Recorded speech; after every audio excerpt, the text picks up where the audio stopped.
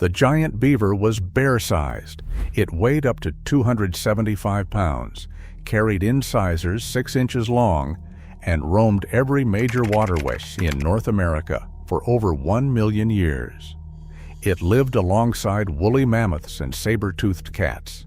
And for nearly 2 centuries after its fossils were first dug out of an Ohio peat bog, everyone assumed it was just a bigger version of the beaver we know today. But when scientists finally cracked open its DNA, they found something that contradicted almost everything we thought we knew about this animal.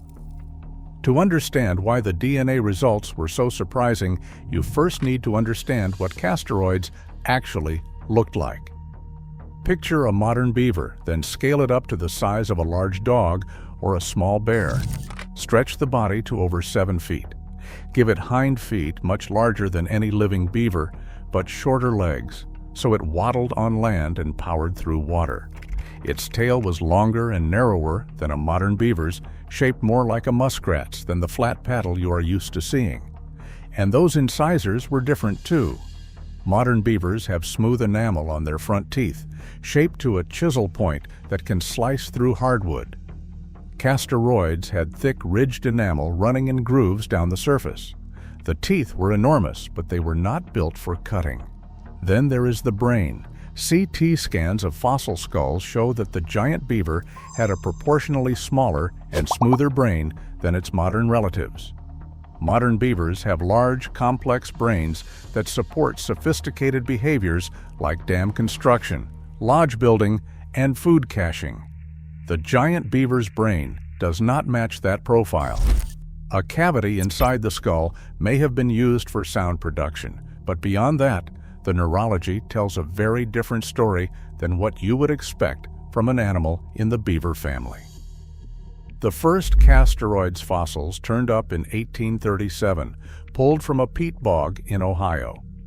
That is where the species name ohioensis comes from. The teeth were intact, which let early naturalists classify it as a rodent. Over the next century, fossils appeared across the continent. The Great Lakes region, especially Illinois and Indiana, became the hotspot. But specimens also surfaced in Alaska, the Yukon, Florida, New Brunswick, and Ontario. The Joseph Moore Museum at Earlham College in Indiana holds the most complete giant beaver skeleton in the world, roughly 7/8 intact, and at least 10 other individuals from their collection have been identified since.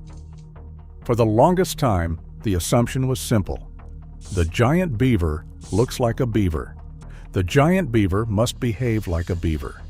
It probably felled trees, built dams, and shaped rivers just like its smaller cousin. In 1912, a possible lodge structure was even reported near New Knoxville, Ohio, which seemed to confirm the idea. That assumption held for almost 180 years, and almost nobody questioned it. In 2020, a team led by Georgios Xenikoudakis and Michael Hofreiter published a paper in Current Biology that changed the picture entirely. They extracted 7,686 base pairs of mitochondrial DNA from Castoroides ohioensis specimens, building the first partial mitochondrial genome for the species. Using both maximum likelihood and Bayesian phylogenetic methods, they confirmed that the giant beaver sits as a sister group to the extant beaver clade, meaning it is related to modern beavers, but not closely. The molecular dating placed their divergence at approximately 19.7 million years ago, with a 95% credibility interval stretching from 17.4 to 22.2 million years. That puts the split deep in the early Miocene. For perspective, 20 million years ago, the Sahara was still green. The Himalayas had not finished rising, and the ancestors of modern humans would not exist for another 13 million years. Castoroides was already its own lineage by then. And because both giant and modern beavers are aquatic, the researchers argued that the most logical explanation is that swimming evolved in their common ancestor, pushing the minimum age for aquatic life in beavers back to 20 million years. The team also found evidence that swimming was likely exapted from burrowing behavior that originated during the Oligocene epoch. Small beavers burrowed first, then adapted to swimming, and gigantism came much later in the evolutionary sequence. That same period saw another study land that demolished the tree-cutting myth for good. Tessa Plint and Fred Longstaff at Western University published a stable carbon and nitrogen isotope analysis in Scientific Reports, examining bone collagen from 11 Castoroides individuals. The isotopic signatures locked in during the animal's lifetime told a very clear story. Castoroides ate submerged aquatic plants. It ate floating vegetation, emergent marsh plants, sedges, cattails, and soft underwater greenery. The isotope data explicitly ruled out wood and terrestrial browse. Longstaff explained that the chemical signature of the food an animal eats gets incorporated into its tissues and stays locked in after death, meaning you can reconstruct diet from bones that are tens of thousands of years old. So the giant beaver never cut down a tree, never harvested wood, never built a dam or a lodge. It was entirely dependent on wetland habitats for food and for protection from predators. Paleontologists now compare its lifestyle more closely to a muskrat than to the animal that shares its name. This finding also lined up with the skeletal evidence, because those thick, ridged incisors lack the chisel-like cutting edge that modern beavers use to slice through timber. If this is rewriting what you thought you knew about the Ice Age, subscribe. I cover what DNA reveals about the strangest animals in history. Now, here is where a skull from 1845 comes back into the story. In 2016, Timothy Cleland, Elena Schroeter, Robert Faranek, and Deepak Vashisth published a landmark study in the Proceedings of the Royal Society B. They ran a palaeoproteomics analysis on the very first Castoroid skull ever discovered, the one pulled from that Ohio peat bog back in 1845, now housed at the New York State Museum. This made it the oldest museum-curated specimen ever characterized using molecular tools. Using mass spectrometry, the team detected multiple collagen type 1 peptides and a peptide from hemoglobin beta, along with post-translational modifications that confirmed the proteins were genuinely ancient and not modern contamination. The collagen sequences provided enough phylogenetic resolution to place Castoroides so firmly within the order Rodentia. But here is what made the study remarkable beyond the giant beaver itself. It proved that museum specimens collected nearly 200 years ago, with no known handling history, coated in old varnish, sitting in drawers for generations, can still yield usable molecular data. That cracked open the door to repurposing hundreds of thousands of archived fossils worldwide. And while scientists were decoding molecules from Ice Age bones, one cave in Ohio had already provided physical proof that giant beavers and humans overlapped in time. Sheridan Cave in Wyandotte County contained Castoroides remains alongside Paleo-Indian artifacts, including Clovis culture material. Rare bone spear points, a flint hide scraper, and a fluted spear point were recovered from the site. Radiocarbon dated to between 11,000 and 12,000 years ago, Kent State archaeologist Ken Tankersley determined the cave was occupied by humans roughly 11,500 years ago during a period of intense climate and ecological transition.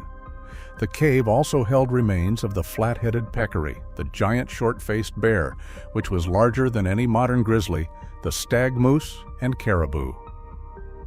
Organic material like gourds and human feces survived intact inside the sealed environment, making Sheridan one of the most important Paleo-Indian sites in eastern North America.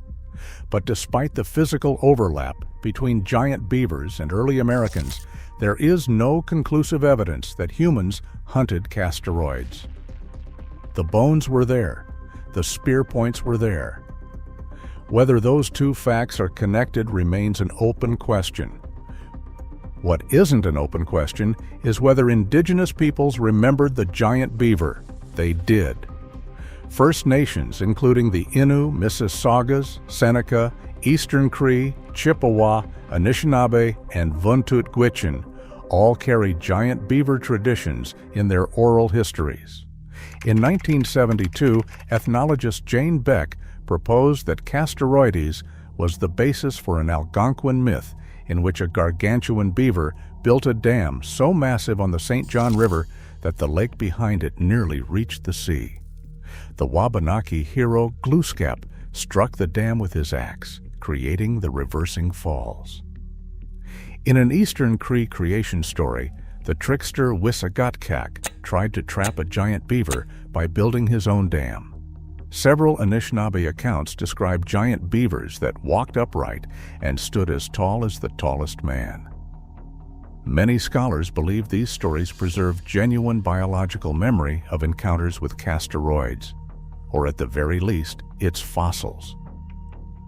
When Minnesota designated the giant beaver as its state fossil in May 2025, the legislation included indigenous translations: Copa in Dakota, Amik in Ojibwe. It is one of the only state fossil designations in the United States to honor indigenous language in the text of the law. So why did the giant beaver vanish while its smaller cousin survived? The answer comes back to those isotopes and that missing chisel edge. As the Pleistocene ended and warmer, more arid conditions set in, the wetlands that Castoroides depended on for food and shelter began to shrink. Longstaff pointed out that the modern beaver's ability to build dams and lodges gave it a critical advantage because it could engineer new wetland habitat wherever it needed one. The giant beaver could not do that. It was locked into whatever wetlands nature provided. McDonald and Bryson found in 2010 that Castoroides preferred areas with cooler annual temperatures and a strong summer growing season, which allowed it to store enough fat to survive winters without caching food the way modern beavers do. Both of those conditions disappeared as the glaciers retreated. Meanwhile, the modern beaver's chisel-edged incisors let it exploit the deciduous tree species that were expanding across northeastern North America. The giant beaver was already gone from Alaska and the Yukon 75,000 years ago. Its final holdouts, clustered south of the Great Lakes, vanished around 10,150 years ago. A lineage that survived 20 million years could not survive losing its marshes. The giant beaver was the largest rodent this continent ever produced. It shared waterways with mammoths, sat alongside human spearpoints in an Ohio cave, and lived on in the oral traditions of the people who may have watched it disappear. Its DNA proved it split from modern beavers when the world looked nothing like it does today, and its bones proved it never cut a tree or built a dam. 20 million years of evolution were erased in a geological instant because the wetlands dried up, and the animal that looked like a beaver could not do the one thing beavers are famous for. If you want to see what DNA revealed about an animal that ruled 3 continents and is now losing its genetic diversity in real time, watch this next.